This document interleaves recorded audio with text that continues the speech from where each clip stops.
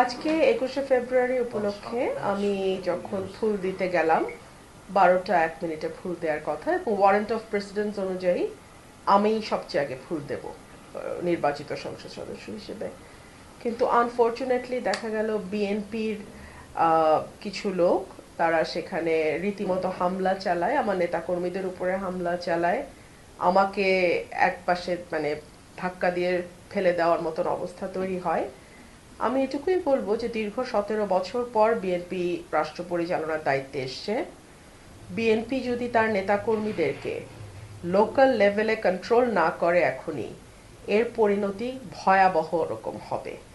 এবং যেহেতু দীর্ঘ 15 বছর একটা লম্বা সময় বিএনপির নেতাকর্মীরা নানানভাবে চাপে ছিল, লুকিয়ে থাকতে বাধ্য হয়েছে, তারা যখন এরকম একটা ভয়ঙ্কর হিংস্রতা নিয়ে পলিটিক্যাল পদের ব্যবহার করার চেষ্টা করে, এটা আমার মনে হয় দলের উঁচু পর্যায় থেকে বিষয়টি মনিটর করা এবং তাৎক্ষণিক ব্যবস্থা নেওয়া না হলে এটা দলের জন্য ভীষণ ক্ষতিকর হবে এবং সরকারের ভাবমূর্তিও ক্ষুণ্ণ হবে। সরকার মাত্রই এসছে, আমি আশা করব যে বিএনপি সরকার এবং দল হিসেবে এই ধরনের উচ্ছৃঙ্খল নেতাকর্মীদের ব্যাপারে তড়িৎ ব্যবস্থা নেবে।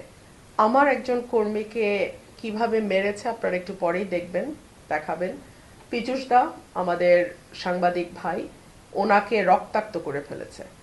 সো বিএনপিকে এখনই যদি নিজেদের কন্ট্রোল না করে বিএনপি, এর পরিণতি ভয়াবহ হবে, আমি এটুকুই বলবো।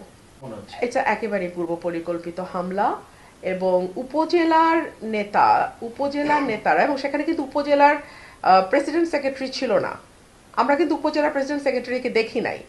এখানে গুন্ডা প্রকৃতির একটা লোক, উনি এই হিসাবে এভাবে এলাকায় এভাবেই পরিচিত, সেই লোকের নেতৃত্বে কিছু উচ্ছৃঙ্খল ছেলে পেলে তারা গিয়ে হামলাটা চালায়। এটা তো ওদের একটা পরাজয়, মেনে নেওয়ার কষ্ট আছে।